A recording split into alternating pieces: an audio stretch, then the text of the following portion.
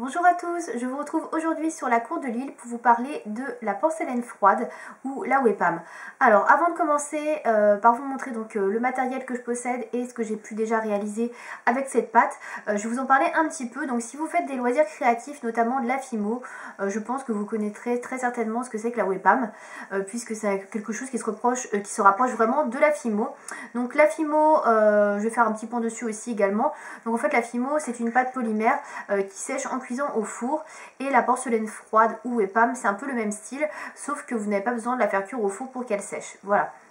Donc moi j'ai découvert en fait cette technique, enfin cette pâte entre guillemets, il y a quelques temps. En fait je regardais par hasard des vidéos sur des créations Fimo. Je trouvais ça hyper sympa, mais la Fimo moi ça m'a jamais tenté parce que honnêtement faire cuire des trucs au four et attendre d'avoir fait je ne sais combien d'objets pour rentabiliser un petit peu l'utilisation du four, franchement ça me saoulait un peu. Donc du coup ça m'a jamais tenté de me lancer là-dedans. Et là quand j'ai vu qu'il existait cette pâte porcelaine froide qui pouvait ne pas se faire cuire et qui pouvait sécher, durcir à l'air, je me suis dit bah, c'est vraiment un bon truc, un bon compromis quoi. Donc en fait j'ai profité de promos sur le Géant des Beaux-Arts pour commander de la pâte. Il faut savoir qu'une pâte Webam, une pâte porcelaine froide, ça coûte environ entre 5 et 6 euros on va dire la pâte. Moi j'ai eu une belle promo, donc je les ai eu à moins de 4 euros. Je ne saurais pas vous dire exactement si c'était 3,76 €, quelque chose comme ça. Au début je voulais tester avec deux couleurs de pâte et puis finalement je me suis lâchée puisque à ce prix là c'était quand même super intéressant, donc du coup j'en ai pris 5. Voilà, donc je vais vous montrer les pâtes que j'ai prises, je vais vous montrer ensuite les moules que j'ai et tout ce qui est autour de ça, de ce loisir créatif là. Voilà, alors on va commencer avec les pâtes, donc elles sont juste à côté de moi, je les prends. Alors en fait là j'en ai travaillé environ 3-4, voilà j'en ai travaillé 4 sur les 5 que j'ai. Alors tout d'abord j'ai pris de la pâte blanche. Alors en fait ça se présente comme ceci, c'est un petit pot plastique, voilà, qui est comme cela. Ça fait 145 grammes et ça coûte donc comme je vous l'ai dit dans les 5 euros, en sachant que la Fimo c'est vendu 46 grammes je crois, il me semble que c'est ça, et c'est vendu 3-4 euros, donc c'est un peu moins cher mais vous en avez nettement moins, donc c'est beaucoup plus intéressant au niveau rapport quantité-prix au niveau de la porcelaine froide. Donc ils appellent ça pâte de modelage, donc sans cuisson, Webam, voilà. Donc c'est de la pâte polymère qui n'a pas besoin d'être au four donc pour cuire. Donc c'est fait par la marque Cléopâtre. La marque Cléopâtre, si vous connaissez peut-être, vous vous rappelez peut-être, quand on était à l'école en primaire ou en maternelle, on avait des petits pots de colle Cléopâtre, puisque c'est de la colle qui est pas, comment dire, qui est pas agressive, etc. Et on peut en manger, enfin en avaler, bon bah non plus on mangeait que ça, mais je veux dire on peut en manger sans avoir de problème. Donc en fait c'est assez neutre au niveau de la composition par rapport à de la Fimo. Ça peut être, voilà, bon faut pas ingérer bien évidemment, mais c'est moins dangereux que de la pâte Fimo ou d'autres trucs de ce style. Et Cléopâtre en plus c'est une marque française il me semble, donc voilà, c'est plutôt sympa d'acheter français. Voilà, donc vous avez donc le petit pot plastique, donc je vais vous montrer comment ça se présente. Alors j'ai déjà utilisé celle-ci, donc ça c'est la blanche. Voilà, moi je trouve que la blanche est vraiment la base, puisqu'on peut faire plein de trucs avec, et c'est vraiment une pâte à avoir. Donc en fait à l'intérieur de la boîte vous avez la pâte qui est dans un petit sachet plastique, et à l'intérieur donc vous avez la pâte. Alors elle est assez brillante au début, elle est assez dure comme ça, mais quand vous la prenez, vous en prélevez un morceau, en fait vous vous rendez compte qu'elle est extrêmement molle, proche de la pâte à modeler par rapport à la Fimo, en fait la Fimo qui est extrêmement dure. Voilà, j'en ai prélevé un petit bout. Voilà, donc elle colle un petit peu au doigt au début puisqu'il y a une petite couche plastique dessus. Je vous incite, quand vous prenez de la pâte comme ceci, comme ça sèche à l'air libre assez rapidement, ça sèche en 24 heures 1 cm, je vous incite à prendre un petit bout et reformer directement votre pâte, la repositionner bien dans son pot et bien la refermer pour pas qu'il y ait de problème de séchage, parce que sinon vous allez avoir une pâte toute dure alors que vous en êtes servi qu'une fois ou deux, donc ce serait un peu dommage, surtout que c'est pas donné non plus, hein. Même si c'est moins cher que de la Fimo, ça reste quand même un prix, donc voilà, je vous incite quand même à bien faire gaffe quand vous la prenez, à bien refermer le pot et bien la remballer. Voilà, donc j'en ai pris de la blanche comme je vous disais, j'ai également pris de la rose fuchsia. Voilà, donc elle est rose fuchsia, voilà, bien rose foncé. Ensuite j'ai pris de la bleue, comme vous savez j'adore le bleu, donc voilà, c'est tout naturellement que j'ai pris de la bleue, donc j'ai pris bleu moyen, hein. J'ai pris des couleurs assez franches, hein, j'ai pas pris de trucs pastels. Il y en a des pastels aussi qui existent, mais je me suis dit avec le blanc, comme c'est une pâte qu'on peut mélanger également pour faire des couleurs, un peu comme la pâte Fimo, je me suis dit ça sert à rien de prendre des trucs pastels, alors que je vais avoir du blanc, je vais pouvoir faire mes mix moi-même. Donc voilà, j'ai pris des couleurs assez foncées. Ensuite j'ai pris la Parme, la mauve, voilà, qui est assez foncée également. Et enfin, celle-ci, j'avais pas prévu de la prendre, mais j'avais pas de vert. Et pour faire du vert, soit je prends du vert, soit je prends du jaune. Pour mélanger avec le bleu, j'ai décidé de prendre du jaune, du coup, puisque le jaune, ça peut être utile pour d'autres choses. Donc, c'est la pâte jaune, voilà, basique. Hein, voilà. Donc, voilà pour les pâtes que j'ai achetées. Alors, je les ai testées. J'ai quasiment testé de tout, sauf la Parme, en fait. La Parme, je ne l'ai pas ouverte encore, mais les autres, je les ai toutes testées. Donc en fait c'est une pâte, comme je vous l'avais dit, on peut faire des mélanges pour obtenir des couleurs. Donc c'est à dire que moi je voulais faire des choses un peu plus pastel, des trucs un peu plus clairs. Donc par exemple mélanger le blanc avec du rose, avec du bleu, etc.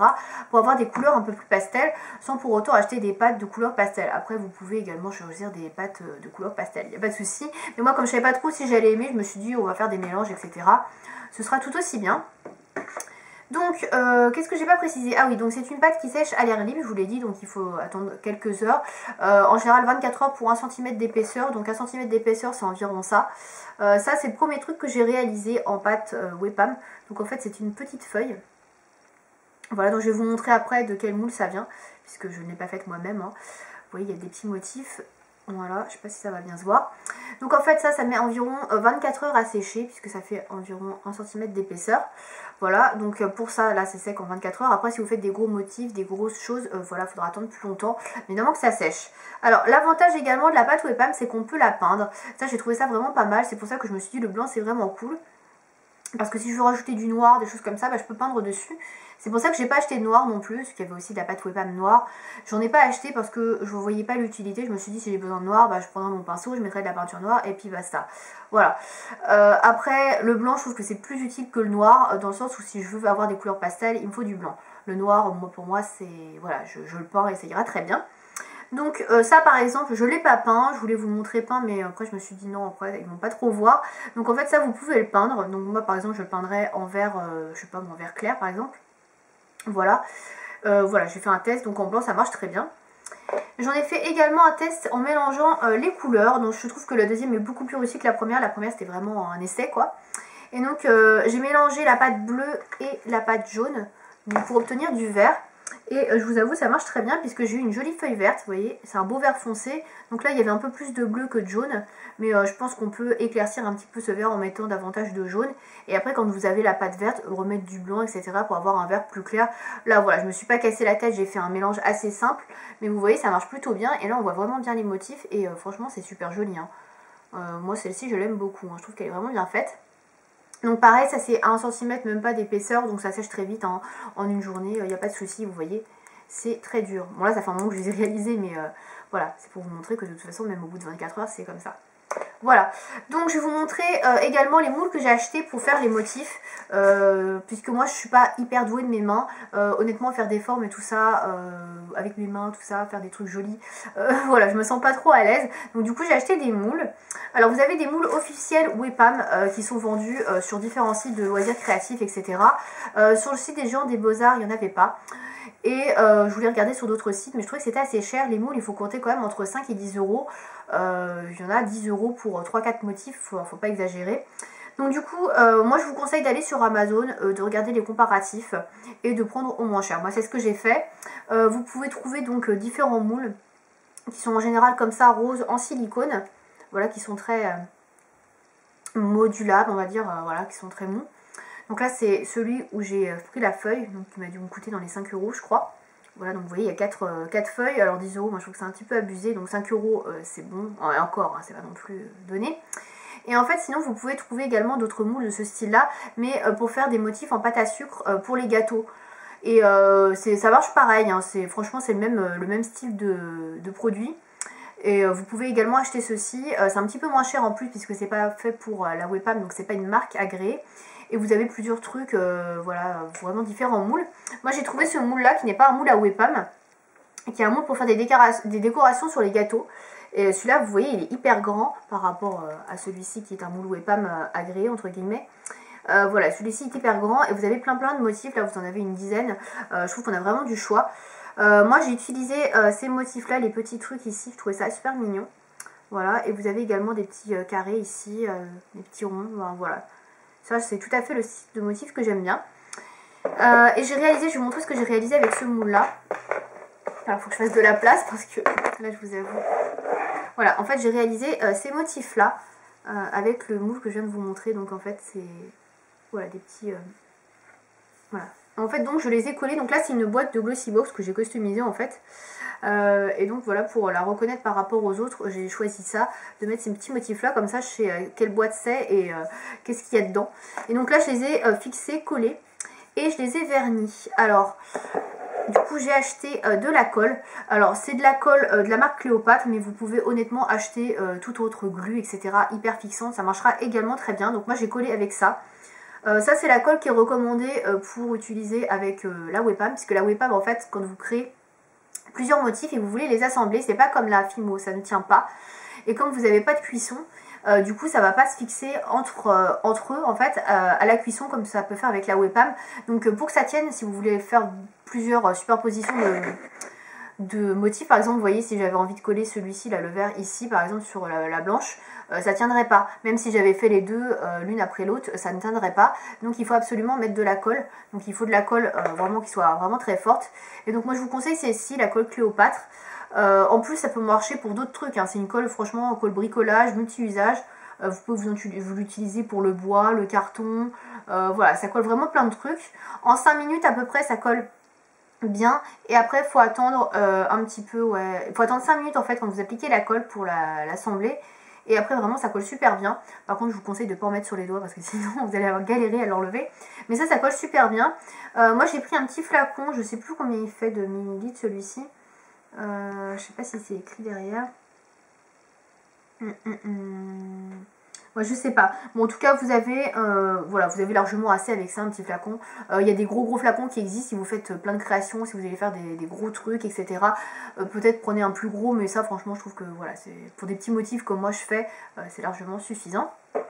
Ça coûte pas très cher, ça coûte dans les 2-3 euros en plus, franchement ça va, c'est vraiment très raisonnable. Celui-ci je l'avais acheté sur le Géant des Beaux-Arts aussi. Je crois qu'il doit faire 125 ml, un truc comme ça il me semble, dans mes souvenirs. Et donc ouais ça coûte 3-4 euros, donc c'est pas très cher. Et pour faire briller les petits motifs, parce que là vous voyez c'est mat, là celui-ci que je viens de faire il est mat. Alors que ceux-là que j'ai posés, j'ai voulu les vernir pour que ce soit plus joli, donc je sais pas si vous allez voir mais ça brille un peu. Je pense que ça se voit, que c'est brillant. Et en fait moi j'ai voulu acheter un vernis. Alors c'est totalement optionnel, après si vous aimez l'aspect mat etc, vous n'allez pas vous embêter avec ça. Mais moi j'avais envie de choses voilà, qui soient brillantes etc. Donc du coup j'ai voulu acheter un vernis. Alors pour les vernis, j'ai pas trouvé de vernis à Webam comme je cherchais. Sur le Géant des Beaux-Arts j'ai trouvé un vernis par contre pour la Fimo. Et vu que la Fimo c'est un peu le même genre de pâte et que ça devient également dur quand ça sèche, je me suis dit ça pourra faire l'affaire. Alors par contre je sais pas où je l'ai posé, il est là, voilà. Donc c'est un petit vernis comme ceci qui fait 10 ml. Alors c'est pareil, vous avez différentes tailles. Ça pour moi ça me suffit largement, comme je vous dis, moi j'ai des petits motifs, donc je compte pas vernir des quantités et plein de trucs, donc ça suffit largement. En plus ça coûte pas très cher quand c'est en petit format comme ça. Voilà, donc voilà, c'est un petit vernis en fait que vous appliquez directement sur le motif quand il est sec. Et vous attendez 20 minutes pour toucher et qu'il soit sec. Par contre ça demande vraiment 24 heures de séchage pour que ce soit vraiment très sec. Au bout de 20 minutes déjà c'est déjà bien sec, mais il faut attendre vraiment 24 heures pour que ce soit super sec. Donc moi c'est ce que j'ai fait sur ma boîte de Glossybox quand j'ai voulu vernir mes petits motifs. Donc moi c'est de la marque Stadler que j'ai pris hein, ce petit vernis. Et en fait ça se présente vraiment comme un vernis à ongles. Si vous faites du vernis ou un Tipex, voilà, vous avez un petit pinceau. Et c'est hyper liquide, par contre ça sèche vraiment assez rapidement. Voilà. Donc voilà pour le matériel que je possède sur la Webam. Donc les petites choses que moi j'ai pour l'instant, voilà, les créations que j'ai faites, j'en ai pas fait énormément pour l'instant. En fait moi ce que j'aimerais faire c'est décorer des petites boîtes, des choses comme ça qui sont pas terribles pour pouvoir mettre à l'intérieur des bijoux, des choses comme ça. Et j'aimerais aussi également faire des magnettes, mais il faut que j'achète des aimants, des choses pour coller derrière. Voilà ce que j'aimerais faire un petit peu en pâte Webam, en porcelaine froide. Après je vais voir pour décorer d'autres boîtes effectivement comme celle que j'ai faite de la Glossybox. Mais voilà pourquoi j'ai voulu commencer là-dedans. Mais moi je vais pas faire du tout tout ce qui est, comment dire, déco gourmande. Parce que souvent on voit souvent des macarons, des petits éclairs au chocolat, enfin voilà, on voit pas mal de pâtisseries, de petites choses gourmandes réalisées avec la Fimo ou la Webam. Moi c'est pas du tout ce que je compte faire, je trouve ça mignon mais clairement j'en aurais pas l'utilité, parce que je veux pas en faire des bijoux et que moi je suis pas super fan de ce genre de truc. Voilà, moi c'est pour faire de la déco avec des petites feuilles, voilà, des petites fleurs, des choses comme ça. Là je compte acheter un moule avec des plumes, parce que je trouve ça super joli les plumes. Et je voudrais faire des magnettes un petit peu avec des plumes, voire aussi peut-être avec des fleurs ou alors avec des petits nœuds, des choses comme ça, décorer des boîtes. Voilà, c'est un petit peu le genre de truc que je vais faire. Donc je crois que j'ai fait un petit peu le tour de la porcelaine froide. Si vous avez des questions par rapport à ça, n'hésitez pas à me dire ça dans les commentaires. Donc je répondrai dans la mesure du possible si je peux. Voilà. Je sais pas si je ferai d'autres vidéos à ce sujet. Peut-être si je fais pas mal de créations ou faire une petite vidéo pour vous montrer tout ce que j'ai fait. À la limite, voilà. Dites-moi si vous avez besoin ou si vous voulez voir d'autres vidéos là-dessus sur la Webam. Et puis moi je vous ferai ça dans les petites semaines à venir. Voilà. J'espère que cette vidéo vous aura plu. Je vous dis à bientôt. Salut.